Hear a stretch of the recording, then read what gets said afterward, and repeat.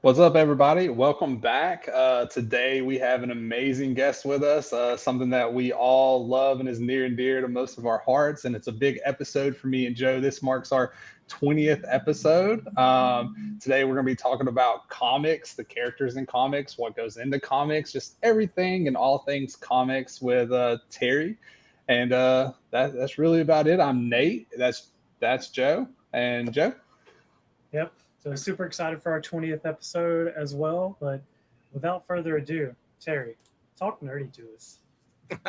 Well, first off, congratulations on your 20th episode. It seems like you guys have a really fun, interesting show, and you clearly have a passion for what you talk about. And when you guys have that kind of fun, I think so does the audience. Yeah, I love it. Like me and Joe's talked about it a lot. Like we love like the format of this and how we go about it. So that's cool. Yeah.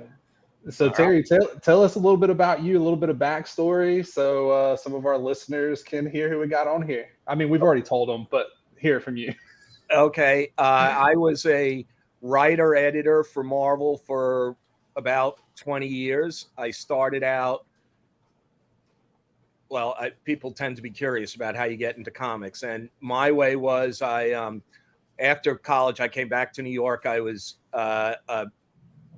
started as a truck driver for a ceiling tile company, acoustical ceiling tiles, then became a salesman estimator. Terrible job, 0 stars, do not recommend, very boring. Eventually quit, traveled a little around Europe, came back. I had no work. I had gone to high school with a guy who was working at Marvel as an assistant editor in the Fantastic Four office, Michael Higgins. Michael started giving me letters page work. And then I was at the office one day delivering one of the letters pages.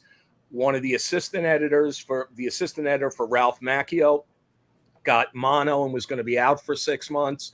And Michael basically walked me into Ralph Macchio's office and said, here's your new assistant editor for the next 6 months. And Ralph, being as lazy as most of us, said, sure, that's great. Then he didn't have to go find someone.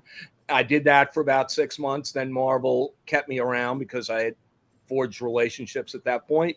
I was the submissions editor for a while. And then Ann Nesenti, who was the editor of the X-Men books, her assistant was leaving, and Bob Harris marched me into Ann's office and said, here's your new assistant, Terry. And Ann said, yeah, okay, sure. And I became her assistant editor. Eventually, she left staff. I was promoted to full editor. And then eventually, after about 6 years, I would say, as a full editor, I left staff to become a contracted writer. I was doing Web of Spider-Man, X-Men, X-Man, Uncanny X-Men, Iron Man, Avengers, not all at the same time, obviously.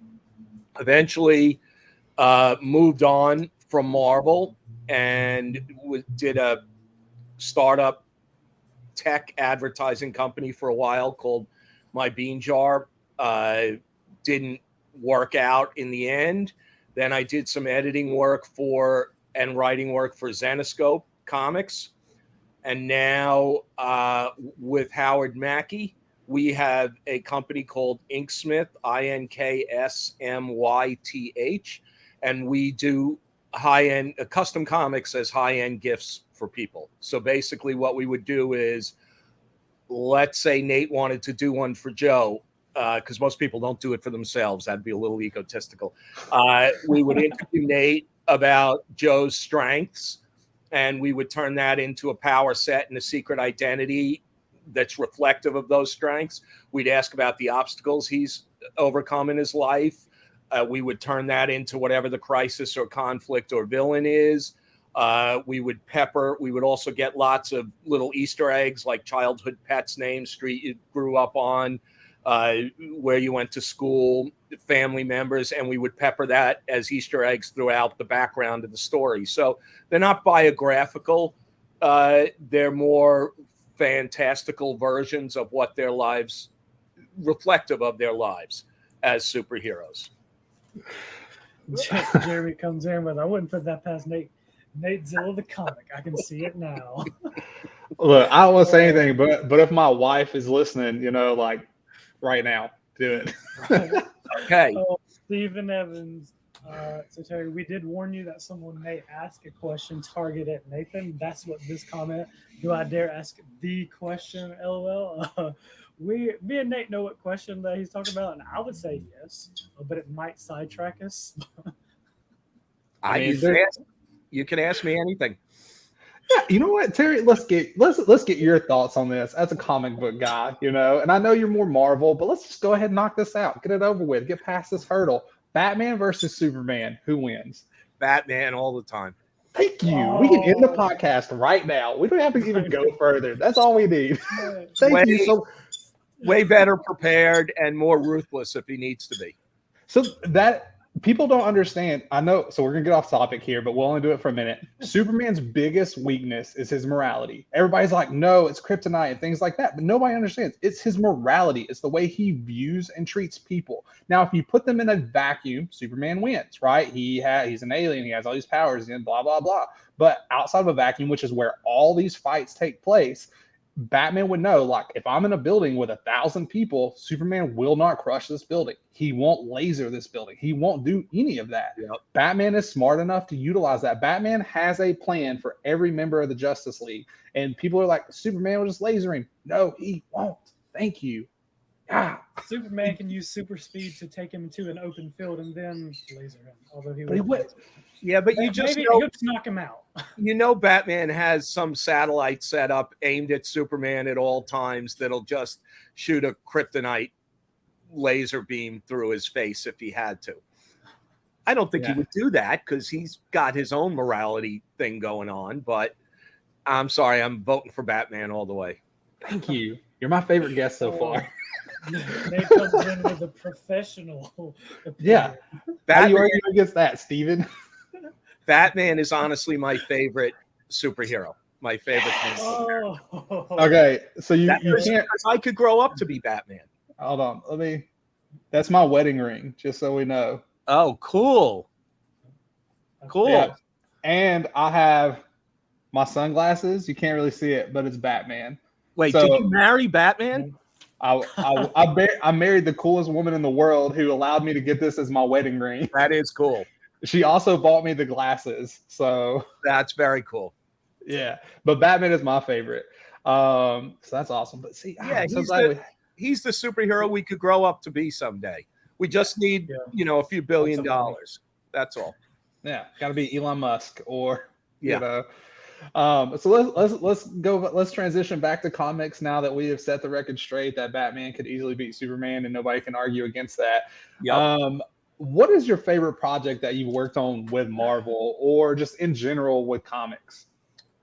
That's tough to answer. I have favorite creators that I worked with. I probably enjoyed editing more than writing because editing in comic books it's not just proofreading. A lot of people think that, but it's the hiring of the talent, the firing of the talent, the shepherding of the characters. I always felt my job as an editor was to be a butler to the creators and a shepherd to the characters. So mainly do whatever I could do for the creators to just let them focus on creating and take everything else off their plate to the best of my abilities. And so it was really content provisioning that we were doing as editors. And, on staff at Marvel, I can't stress enough how I was there the 80s and 90s. Everyone at that job loved what they did, had a passion for it. We would have done it for free, but we didn't tell the bosses that, or we at least would have done it for the free comics. So it was just a wonderful place to work. And we had people like Mark Gruenwald, who he insisted on mandatory fun all the time. So he would just set up these weird things. Kids would come through on tours on Friday. So you guys probably don't know who this is. There was a newscaster, Marsha. I can't remember her last name now. We were tasked with taking down, illegally, of course, all of the Subway ads with Marsha's face on it, and then cutting them out and making masks. So one Friday while the tour of kids were going around, we were all just wearing Marsha newscaster masks. It was just so much fun to work there. And we would go to lunch and we would have passionate arguments about whether Captain America would hit Spider-Man from behind, even if Captain America was possessed. Eventually, the waiters and waitresses stopped coming to our table because they got a little afraid of us, but because we got very loud and passionate about it. But we just all loved what we were doing. And we were called exempt employees, so there were no specific hours we had to work as long as you made shipping with all your books and you didn't miss shipping. So if you had to work 15 hours a day, that's fine. If you could get your work done in 2 hours a day, that was fine too. But people just hung around that office. It was one of those jobs. You got up in the morning. I'm quoting Carl Potts on this. You got up in the morning and couldn't wait to get to the office. And that's a very, very rare. I can definitely see that. So I have a question from Jeremy. It says, do you feel separated from the stories that you worked on, or do you still find yourself being a fan? I know a lot of people who, once they've stopped writing a particular character, will never read that character again. I'm a comic book fan. I was as a little kid. I always will be. I'm curious what people do with characters that I either created or previously wrote. I'm not always happy about it. It's so cool. Oh my God. I'm not always happy. I'm particularly unhappy right now with what Marvel has done with the Scarlet Spider with Ben Reilly, who is a character who is close to my heart, and they've made him a villain. I think they put that guy through hell, which is fine. That's part of the job. That's what you do with these characters. But to me, the most interesting thing about doing that original Clone Saga storyline was it was two good guys in a bad situation. And that, to me, was much more interesting than the simple rooting value of a good guy versus a bad guy. When you had two good guys in a bad situation, you could get people rooting for both sides and not real. And that was just terrific storytelling, or it was the meat of terrific storytelling that was available to us. And for them to have Ben Reilly, who was a clone of a really good guy, Peter Parker, become a bad guy, I think is offensive to Peter Parker and Spider-Man. I just don't think he would do it any more than Spider-Man. Even though they've lived different lives, I just think at the core, they were both always good guys, and that was what's interesting about the two of them and their interactions. I don't think he's as interesting as a villain. I get that. And so me and Joe were talking about this earlier from an anime perspective, but it can be used, translated to comics as well. Like when you were able to look at the villains and have a connection to them, or like you said, two good people put in bad positions, and you were torn, you're like, man, I wish they could win, but also like they kind of need to lose. Yep. You know, like that is good writing. Because then like at no point are you just like, I hate this person, you know? Well, and you look, any good villain should first off be more powerful than the hero, and the hero shouldn't win by brute strength or even better powers, which is my issue with Superman. Yeah. But I said that for you. I appreciate that. Thank you so much. But the villain also, no villain worth their salt. Nobody wakes up in the morning and thinks, what evil can I do today? Dr. Doom wants to take over the world because he thinks it would be a better run world. There'd be less war. There'd be less strife and starvation and pestilence and all that. Everybody has to be really, really well motivated to do what they do, including the villains. It's a bad villain is one that's just one note and just trying to screw someone up.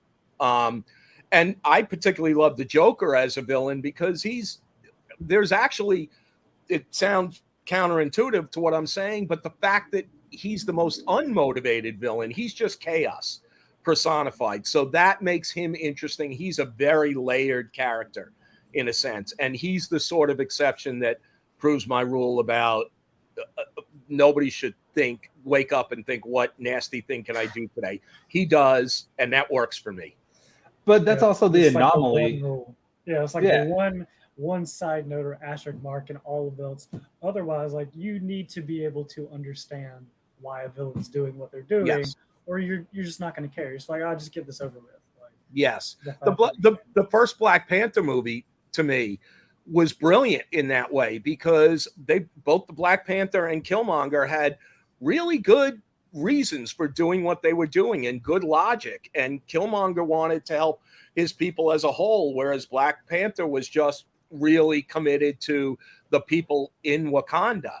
And I thought that was great, because either side won, there was going to be good and bad coming out of it. I thought he was a great villain in that movie. Oh, I agree. I thought it was really well done. Yep. So, So who would be your favorite villain? You kind of told us your favorite superhero already. But who would be your favorite villain? It's interesting you asked that. I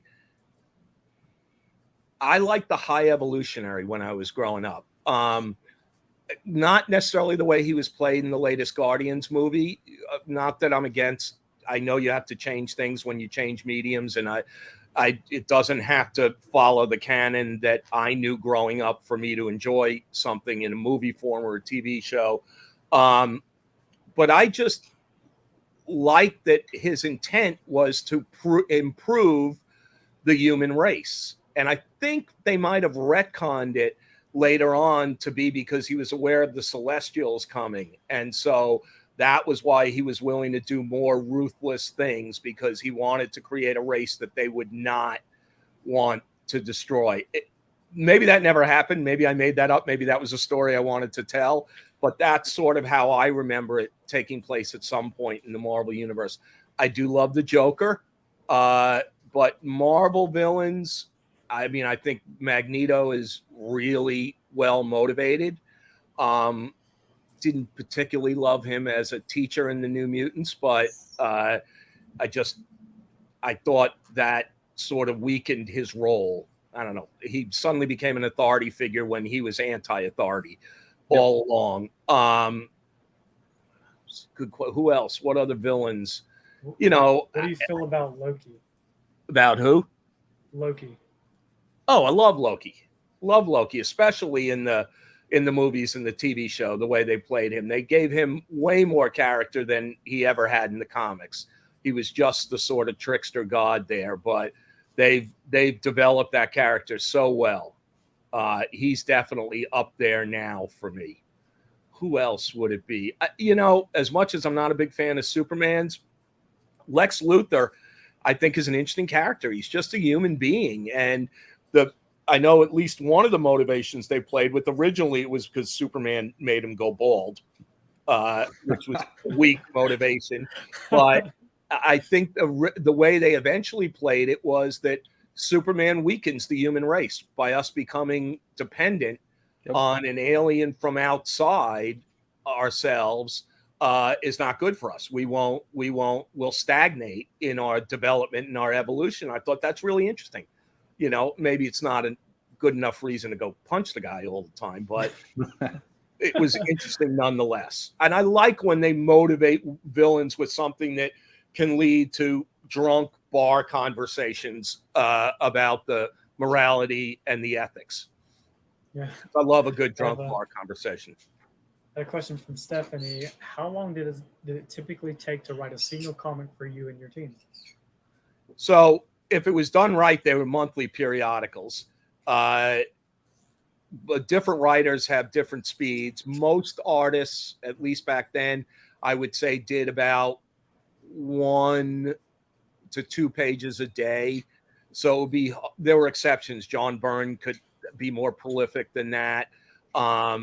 Many artists could be, but in general, it would be hard for an artist to do 2 monthly titles at a time, whereas a writer can do that. And the process at Marvel that was different from DC, I think they're both now full script the way DC is Marvel, we wrote a plot, we sent it to the penciler sent it back, we then dialogued it, then it went to the letter, then it went to the inker, then it went to the colorist. DC was full script, whereas you said, page 1, panel 1, Lois and Clark are talking at the Daily Planet office. Jimmy's in the background Clark's on the left, Lois on the right, and you had the dialogue already there. I always thought that was a less, it gave the artists a little less creative input on it. And one of the things I loved about comic books was I never really had to face a blank page when writing an issue of Spider-Man. There were a bunch of Web of Spider-Man. There were a bunch of different Spider-Man titles. If he was in space that month, okay, I know we're going to be in space. Or if I had a little more freedom, I could call up Alex Saviuk, the artist, and say, what do you feel like drawing this month?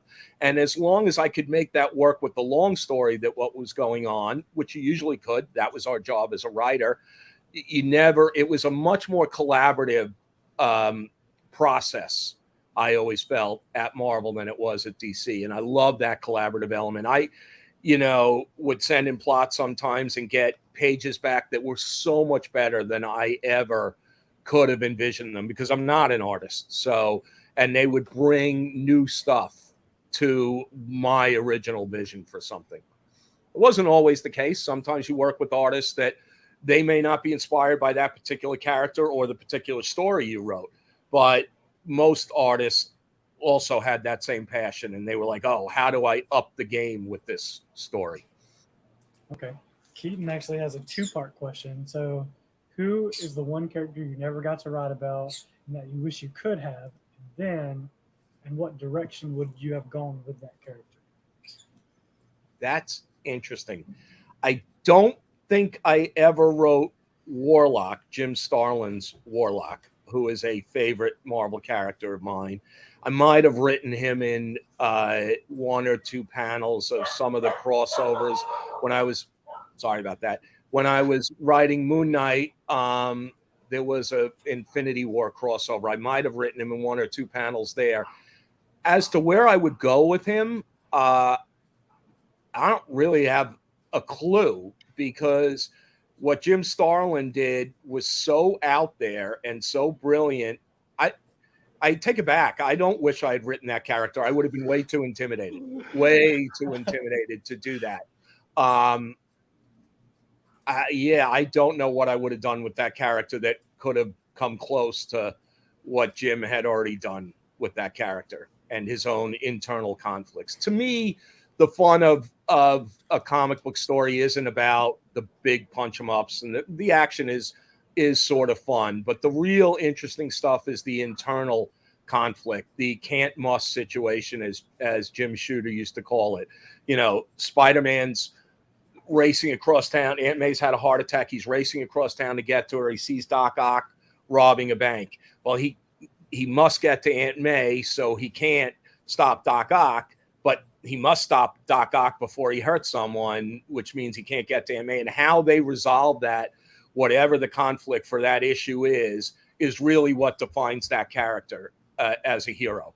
And at Marvel, we always felt we were writing about the men and women behind the mask. We were writing about Peter Parker. We were writing about Tony Stark.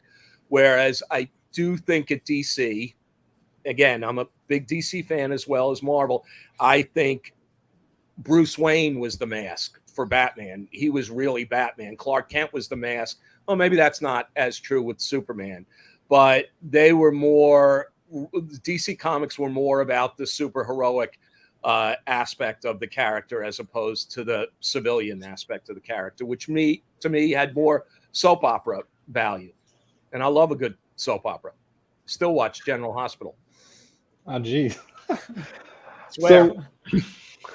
So from comics, for the people that don't know, comics, there's tons of arcs, right? Like this, it's not just, you don't just walk into a comic book store and it's not just like, oh, let me grab Spider-Man. There's like hundreds of Spider-Mans and different ones. What was your favorite arc that you have worked on? That I've written? It probably was the Scarlet Spider, the Ben Reilly stuff, because that stemmed from a Jerry Conway Spider-Man comic when I was young that powerfully impacted me. And I couldn't have articulated any of the stuff I'm about to say back then. But, that storyline, and that's when I became aware of the two good guys in a bad situation. And I really had trouble with my rooting value about it. And they were forced to fight each other to save other people. I can't remember all the details.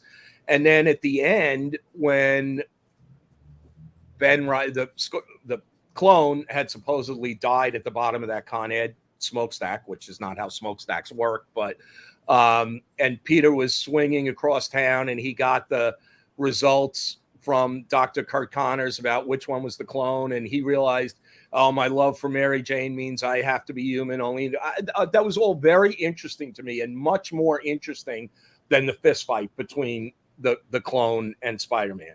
And so that story ended ambiguously, and that's how, when we found ourselves in a situation with Spider-Man years later, where as the creators got married and had kids and got mortgages, we started writing Spider-Man towards that and away from our core audience. And suddenly Spider-Man was married to the most beautiful model in town. They had a great penthouse apartment, and we had just written him away from what our audience could identify with.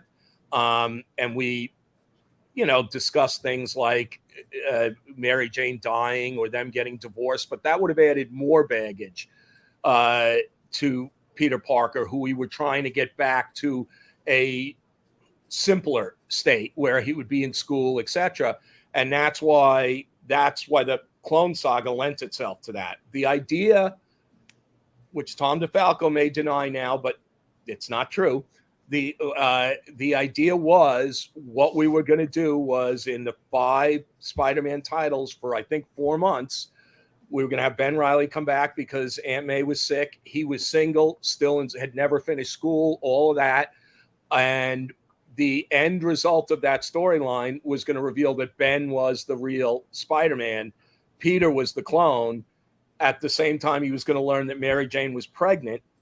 And then we could write them off into the sunset very organically, without adding more baggage to anything, and very organically in the sense that Peter would realize, well, with great power comes great responsibility, and that responsibility is now to my family and to my child and my wife. And so he wouldn't do anything out of character. He would still be a good guy who did the right thing and walked off, and he probably couldn't have left New York and the world to all the bad guys out there if he didn't have a replacement step in and do that. So to me, it was a nice fit. It was going to go really, really well. I was proud of it at the time, but then sales skyrocketed, and sales and marketing kept coming to us every couple of months saying, you can't end the story. You can't. And just, adding more and more layers, that we had that very tightly planned out between all the creators. And a lot of it just became filler in the middle. And really the breaking point for me was an issue. I don't remember which title it was, but the cover copy was Send in the Clones, and it was like 1,000 Spider-Man clones. And I thought, this just defeats the whole purpose. We've just spent all these months creating this very unique character who is a clone of Peter, but has his own identity. And now it dilutes everything. And that was a sort of breaking point for me. Yeah. Sales and marketing, taking away from the quality. It's all about the bottom dollar. So it also spoke to the idea that they didn't quite have faith in us to be able to come up with other great stories at that point, or all the fresh new things we could have done with Ben Riley as Spider-Man. He would have been meeting some of Spider-Man's villains for the first time, even though Spider-Man had fought them 1,000 times, Venom, etc. So it just, it got away from us is what happened. Yeah. Got a question from Stephanie. Can you share a character or arc that you felt passionately about, but that didn't make it to print? Well, that story, really, we did not get to tell that story the way all the creators wanted it to be told and where it was going to end up. And then what happened was the editor-in-chief switched, and it became Bob Harris, and Bob Harris wanted it to go back to Peter being the real one and Ben being. So you can't get too attached to anything you're writing and doing, because we don't work in a vacuum. And those characters don't belong to us. They don't belong to the creators. They belong to the corporation. The corporation has the best interests of the corporation and the characters at heart, but they don't always see the same way the creators They don't always see the characters the same way the creators do. And that's fine. Yeah. Keaton says, "What are your thoughts on the new Spider-Verse movie?" Totally loved it. Loved everything about it. I thought it was a little long, but I did not get bored. I love the use of the Scarlet Spider, the Ben Reilly character in there, the whole angst-ridden 90s version of a superhero. I love their entire visual approach to those movies, that every character has their own art style. I thought, Miles' conflict, his internal conflict was great. Save the world or save someone that's really, really, really important to him. That's a great superhero conflict. And I want to know how it's resolved. And it usually has to do with them being clever or being more righteous and having more friends who will help them, whatever. But it's never going to be about brute strength if it's done right. And Terry, I want to be respectful of your time. It is 3 Eastern. Do you need to run, or do we have a few more minutes? I'm okay. Okay, perfect. I would love to hear your thoughts on how comic books have changed over time from when you started to where they are now. What are some of the biggest differences that you see? And it can be good or bad. Just what are the biggest differences you see between the old comics and the new comics? Well, when I was coming up, they were all self-contained stories, even though they were recurring characters and it was continued character storytelling. They were theoretically self-contained. There would be an introduction of a conflict, a beginning, middle, and an end, and then a cliffhanger that got you to the next issue. Now they call it, I forget what they call it, decompressed storytelling. And it has to do with sales and the fact that, we don't have the direct market we used to have. There's certainly no newsstand sales to speak of. Most of the comics now are sold as trade paperbacks in bookstores and other outlets like that. So people now approach individual issues of a comic book as a chapter in a trade paperback. So there doesn't have to be a resolution to anything in any given issue. I think that's a bad idea. I think you could still do trade paperbacks. We did them back then, but still have self-contained stories per issue, so that if someone's at the airport and picks up an issue of Spider-Man, they're not lost immediately because they don't know how they're in chapter 6 of a long story arc now. They don't know what happened before, and then when the issue ends, they don't know how it's going to get resolved. I just think that's bad for the industry in general. I understand the logic behind it, but I think you could still do 13 issues of a comic in a trade paperback that are 13 stories. I agree with you. I think that's one of the biggest things is, A, when I walk into a comic book store, it's overwhelming because there's so many options. And then B, like if you do pick up one and you start reading it, you're just completely lost. It just adds to the overwhelmingness of because a lot of people trying to get into comic books, it is tough because all comic book stores are set up differently. They're organized differently. If you don't understand the way arcs work and you want to go in and get a Batman one, the next thing you know, you see Batman Beyond, you see, whatever, and things like that. It's a lot. So then you add the layer of I've decided I'm going to get this one, and you pick it up and you're already halfway through a story and you're like, what is happening? I agree. I don't like that personally. Yeah, I think that's bad for the industry. I think it's part of what's hurting the industry. Admittedly, when I was growing up, I had 4 channels. I had books, I had comic books, and comic books were the most vibrant of those things that were available to me in storytelling mediums.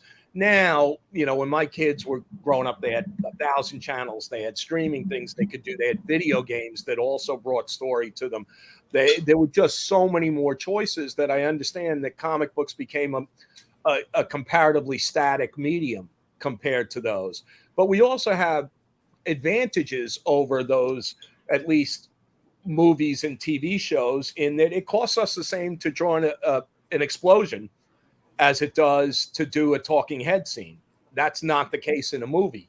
So the budgetary considerations are going to be different. But we can't pull off a car chase in a comic book. I hate when people try to do that. You're never going to get that kind of drama of the cars catching up. It's getting closer. They're going to hit the nuns with the baby carriage right in front of them. You're never going to be able to capture that kind of drama. So they are different mediums, that lend themselves to different approaches to storytelling. I don't think comic books are served by trying to tell stories they would tell on a weekly TV show or in a movie. I mean, we have. I did some work for Zenoscope, and one of the writers had, like, I was editing and had like a 12-page car chase scene in there, and I was like, we can't. It's a 20-page comic. I want to see some character development, not to mention. So he reduced it to 8 pages, and I didn't really have the power to insist on more, but that would have been 2 pages tops if I had my druthers in there. Yeah. But Zenoscope, part of their mandate is they are trying to turn those things, in their comics, into TV shows and movies, successfully in some cases. So I understand that. That's what they wanted to be able to present. I just don't think it's going to sell as well as a comic book. It will serve them well when presenting to studios, etc., and that's their right to do it that way. So, I mean, that brings to the argument, like, are the movies, like, let's take what Marvel did. And so honestly, X-Men paved the way. X-Men showed that there's an appetite for hero movies and stuff like that. My opinion, I could be wrong. Maybe people disagree. I don't know. But to me, X-Men is the one that paved the way. Now you have Marvel. And then you have the transition from like comic strengths to, like, Marvel, the Marvel universe, their strengths, how those characters are portrayed. And then now you have these, the one company you just talked about, like, they're putting out comics with the intention of becoming shows, because the shows or the movies are going to be what's lucrative. But I think it's hurting the art and, the quality of the comics, because they don't really care about that. They're just using that as a medium to kind of build some, right, and then go into that. Do you think movies and what they've done have ultimately hurt the comic book industry? I do think comic books are now basically inexpensive R&D for movies, TV shows, video games, etc. That's what they've become. I think without that, though, that they wouldn't exist at all anymore, comic books. If they weren't supported by those other mediums at this point, the sales just don't justify it. When I was on staff at Marvel, we canceled any title that sold less than 100,000 copies a month. I don't know of any comic book that sells. I mean, I think X-Men sell maybe 30,000 copies a month now. I'm winging it. Don't quote me on that number. But maybe Batman sells over 100,000 occasionally. But I don't think that's a regular thing anymore. So I think comic books as an industry would have gone out of business if they didn't find a way to monetize the product. I mean, it makes sense. Wow. What do you think about the movie representations of, like, the Marvel characters? Like, one that sticks out to me is Fat Thor. I personally, I was like, I mean, it's cool that, a Fat Thor, depression, and like what it plays on socially speaking and things like that. But also I was like, Fat Thor. Look, Thor to me is a difficult character. I mean, this whole godly Shakespearean speech, third person thing is hard for an audience to identify with. So he is a character that requires humanizing more than most. I think Captain America requires that too. Otherwise, he just acts as a symbol.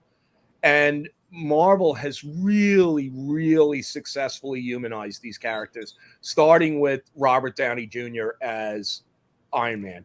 I mean, that was the tentpole for the entire Marvel Cinematic Universe. And if that hadn't worked, it would have all gone away. That was a big risk the studios were taking. It was a particularly big risk to cast him because he was not a role model. He was, showing up drunk in other people's houses at that point or shortly before that. And I know that at the time they did not want him. And a couple of people from Marvel, I think Ralph Macchio and Mark Gruenwald, went out west and spoke to the studios, and the studios were saying, we can't have him. He's not a good role model for children. And they very wisely said, if you're just making this movie for kids, you're wasting your time, because kids are into other things now. You have to make it for their moms and dads who will take them to this movie because they loved Iron Man. They grew up loving Iron Man. And so you have to make sure that Tony Stark captures those moms and dads. They'll then bring the kids. And if the kids like them, then they'll keep coming back. and the studio listened, which is very rare, and they took that risk with Robert Downey Jr., and I think it paid off so well. I think their casting has been excellent. I think the way they play most of these characters has been really good, to the point where they could take, C-grade characters like the Guardians of the Galaxy and make them super popular because they're interesting people and aliens, and we care about them. I think the last Guardians movie was a great example of that. I mean, I don't want to give anything away to people who haven't seen it, but they humanized Rocket Raccoon better than most of the human characters. It was just, my wife left that movie 10 minutes in. It's like, I can't take it. It was too intense for her with what was going on with the raccoon. She was just too upset for the raccoon. Wow. I mean, that's good. I mean, they're pulling on the heartstrings, Yep. Oh, man. Yeah, but I could not imagine like anybody else being Tony Stark, though. Like, me either. Tom Cruise was the original plan. Oh God, no. Totally agree with you. I don't think he is human. I hope he's not watching this. I don't think he could humanize anything at all. I agree with you 100%. So I know we're running over time, but I have a quick question. I love X-Men. I think X-Men are great. So just one quick question: who is your favorite X-Men, and why is it Gambit? Okay. Gambit's too easy. Gambit's too easy. I do love Gambit, and I was around when he was created by Chris Claremont and Jim Lee. I think maybe Jim came up with the visual first. I'm not 100% sure of that. And also, I'm living half in New Orleans and half in New York now, so I like that New Orleans connection. I like Gambit a lot. That's a good question. I really enjoyed writing X-Man. I think he was an interesting character in the X-Men mythos because he came from this, post-apocalyptic world, literally, and came to this world that had so much promise that he wasn't jaded like all the other X-Men when he came here. So he could give us a fresh look at the Marvel Universe. That said, probably one of my favorite characters to write of the X-Men was Scott Summers. He was a tortured character, and we love, the writers and artists love torturing their characters. That's what we get off on. It's not healthy, but we do it. I think for me it's Gambit and Nightcrawler. Those are my two favorite. I don't know why. Yeah. I've loved them since I was a kid. What about you, Joe? Who's your favorite X-Men? I have to say Cyclops. Yep. Scott Summers. That. Yep. And when Alan Davis was plotting those X-Men and Uncanny X-Men issues, and I was scripting them, I just loved what he did with all of those characters that needed a sort of fresh take.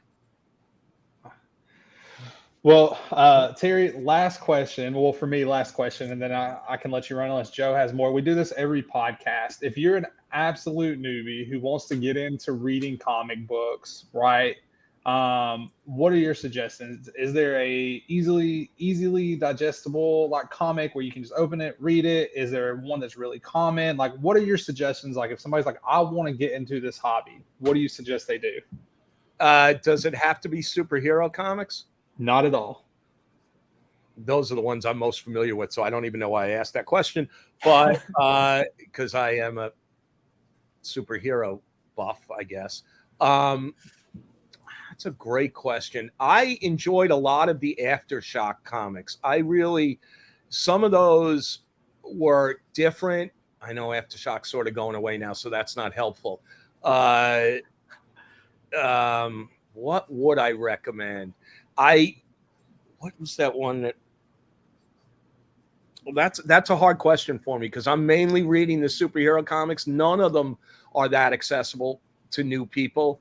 I think Batman's an accessible character in general, although he's almost become more of a symbol of perfection. How can I not find an answer to that? I'm really enjoying the Unstoppable Doom Patrol from DC right now. What am I enjoying, particularly from Marvel, that I go to first.